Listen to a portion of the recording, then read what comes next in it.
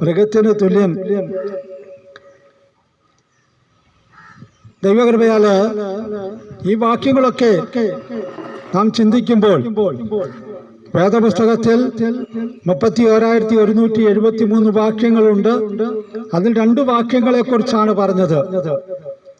ഇന്ന് നാം ഭൂമിയിൽ മനുഷ്യരെ കുറിച്ച് പഠിക്കുമ്പോൾ മനുഷ്യൻ എന്ന വാക്കിന്റെ അർത്ഥം ഭേദാഭേദങ്ങളെ തിരിച്ചറിയുവാൻ കഴിയുള്ളവൻ. മാനത്തോടിരിക്കുന്ന മനുഷ്യൻ എന്ന് പറയുന്നത് വിവേകത്തോടുകൂടെ ജീവിക്കുന്ന മനുഷ്യൻ.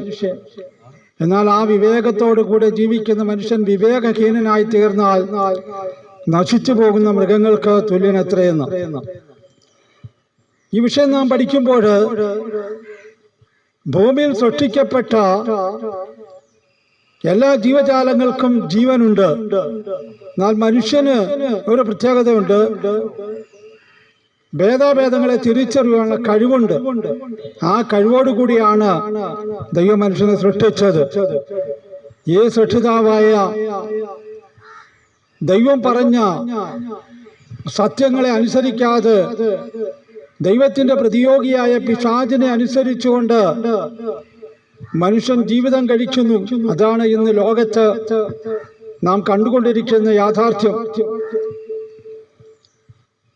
എന്താണ് ഈ വഷളത്വം നിറഞ്ഞെന്ന് പറഞ്ഞിരിക്കുന്നത്? മറ്റൊരു ഭാഗത്ത് പറഞ്ഞിരിക്കുന്നത് ഭൂമി വഷളത്വം കൊണ്ട് നിറയുമ്പോൾ ദുഷ്ടൻ എല്ലായിടത്തും സഞ്ചരിക്കുന്നു.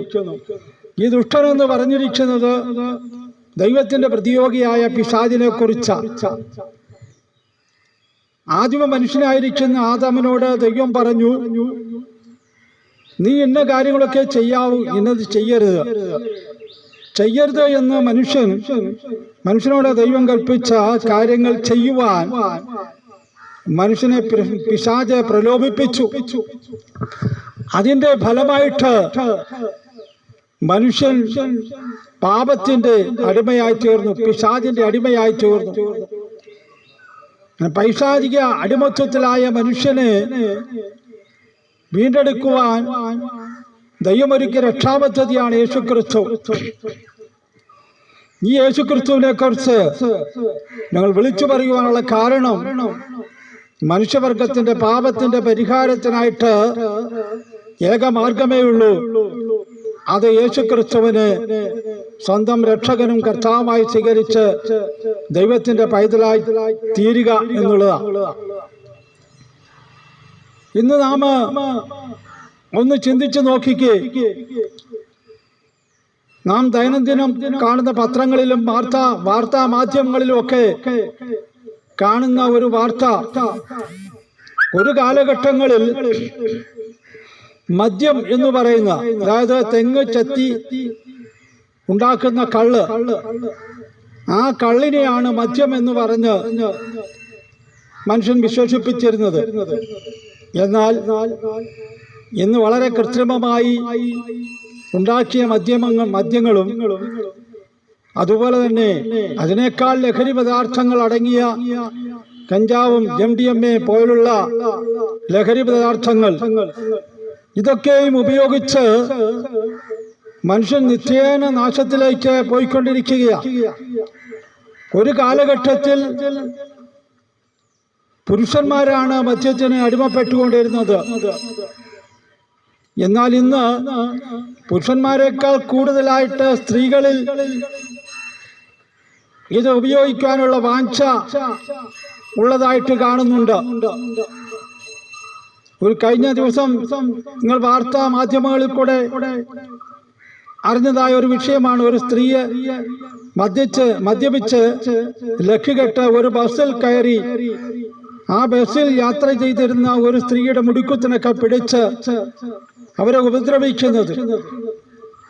അതുപോലെ യൗവനക്കാര്, കൊച്ചുകുട്ടികള് ഈ ലഹരി പദാർത്ഥങ്ങൾ വിൽക്കുവാനും അത് വാങ്ങിക്കുവാനുമൊക്കെ സ്കൂളിൽ പഠിച്ചുകൊണ്ടിരിക്കുന്ന കൊച്ചു കുട്ടികള് ഉപയോഗിച്ചുകൊണ്ടിരിക്കുന്നു. ഇതിന്റെ എല്ലാം പിന്നില് മാനുഷികമായ ചിന്ത പണസമ്പാദ്യമാണ്, സാമ്പത്തിക നേട്ടങ്ങൾ ഉണ്ടാക്കുക എന്നുള്ളതാണെങ്കിലും അതിനേക്കാൾ ഉപരിയായിട്ട് അതിന്റെ പിന്നിൽ പ്രവർത്തിക്കുന്ന ഒരു അദൃശ്യ ശക്തി. ആ അദൃശ്യ ശക്തിയെ പിശാച് എന്നാണ് സത്യത്തിന്റെ വേദമായിരിക്കുന്ന പുസ്തകമായ സത്യവേദ പുസ്തകത്തിൽ പഠിപ്പിച്ചിരിക്കുന്നത്. ആയതുകൊണ്ട് ഇത്തരം ചിന്തകളും പ്രവൃത്തികളും ദൈനംദിനം കൂടിക്കൊണ്ടിരിക്കുകയാണ്. ഈ മദ്യത്തിന്റെ ലഹരിയിൽ അടിമപ്പെട്ട് യൗവനക്കാരായ കുഞ്ഞുങ്ങൾ തങ്ങളെ നൊന്ത് പ്രസവിച്ച അമ്മമാരെ കൊല ചെയ്യുന്നതും, തങ്ങളെ ചെറുപ്രായം മുതൽ കയ്യോ കാലോ വളരുന്നത് എന്ന് ചിന്തിച്ച് ആ കുഞ്ഞുങ്ങൾക്ക് വേണ്ടതായ ഭക്ഷണ പദാർത്ഥങ്ങളെല്ലാം കൊടുത്ത് വളർത്തിയ യൗവനക്കാരായ മക്കൾ അപ്പനെ കൊല ചെയ്യുന്നു. ആയതുപോലെ ഈ മദ്യത്തിന് അഡിക്റ്റായ പ്രിയപ്പെട്ടവർ കുഞ്ഞുങ്ങളെ കൊല ചെയ്യുന്നു. അങ്ങനെ കൊലപാതകവും വ്യഭിചാരവും മോഷണവുമൊക്കെ മുമ്പ് അന്നത്തേക്കാൾ കൂടുതലായിട്ട് ലോകത്തിൽ കണ്ടുകൊണ്ടിരിക്കുകയാണ്. ഇതൊക്കെയും ലോകാവസാനത്തിന്റെ അടയാളമാണ് എന്ന് വേദപുസ്തകം പഠിക്കുന്ന ഒരു പഠിതാവിന് മനസ്സിലാകും. അപ്പോൾ ഇത്തരം അവസ്ഥയിൽ നിന്ന് മനുഷ്യനെ രക്ഷിക്കുവാനായി ദൈവമൊരുക്കിയ രക്ഷാപദ്ധതി, ആ രക്ഷാപദ്ധതിയാണ് ഇന്നേക്ക് 2000 വർഷങ്ങൾക്ക് മുമ്പ് മനുഷ്യവർഗത്തിന്റെ പാപത്തിന്റെ പരിഹാരത്തിനായി ദൈവമായിരുന്നവൻ മനുഷ്യനായി വന്ന് മനുഷ്യവർഗത്തിന്റെ പാപങ്ങൾക്കായി കാൽവരിയിൽ 2 കള്ളന്മാരുടെ മധ്യത്തിൽ ക്രൂശിക്കപ്പെട്ടത്. ആ ക്രൂശിക്കപ്പെട്ട യേശു മനുഷ്യ ജീവിതത്തിലേക്ക് ഇന്നും കടന്നു വരുന്നു. യേശു എന്ന വാക്കിന്റെ അർത്ഥം രക്ഷകൻ എന്നാണ്. ക്രിസ്തു എന്ന വാക്കിന്റെ അർത്ഥം അഭിഷിക്തൻ. ഈ രക്ഷകനായിരിക്കുന്ന അഭിഷിക്തൻ ഇന്നും മനുഷ്യ ജീവിതങ്ങളെ രൂപാന്തരപ്പെടുത്തുന്നു. എന്തുകൊണ്ടാണ് എന്ന് ചോദിച്ചാൽ, മറ്റ് ഉലക മഹാന്മാരെക്കാൾ യേശുക്രിസ്തുവിനുള്ള ഒരു പ്രത്യേകത, യേശുക്രിസ്തു ക്രൂശിൽ മരിച്ചു, അടക്കപ്പെട്ടു, 3-ാം നാൾ ഉയർത്തെഴുന്നേറ്റു. യേശുക്രിസ്തു മാത്രമേ ഉയർത്തെഴുന്നേറ്റു എന്ന് ഗ്രന്ഥങ്ങൾ പഠിപ്പിക്കുന്നുള്ളൂ. അത് വളരെ വ്യക്തമാക്കി തരുന്ന പുസ്തകമാണ് സത്യവേദ പുസ്തകം. യേശുക്രിസ്തു ക്രൂശിൽ മരിച്ച് അടക്കപ്പെട്ട് 3-ാം നാൾ ഉയർത്തെഴുന്നേറ്റ് 40 ദിവസക്കാലം തന്റെ ശിഷ്യന്മാർക്കും മറ്റനേകം പ്രത്യക്ഷനായി സ്വർഗാരോഹണം ചെയ്തു. അതിന് തെളിവായി വേദപുസ്തകത്തിൽ പഠിപ്പിക്കുന്ന ഒരു വാക്യം, ഗലീല പുരുഷന്മാരെ, നിങ്ങൾ ആകാശത്തിലേക്ക് നോക്കി നിൽക്കുന്നത് എന്ത്? നിങ്ങളെ വിട്ട് സ്വർഗാരോഹണം ചെയ്ത ഈ യേശു സ്വർഗത്തിലേക്ക് കയറിപ്പോയതായി നിങ്ങൾ കണ്ടതുപോലെ വീണ്ടും വരുമെന്ന് പറഞ്ഞിരിക്കുന്നു.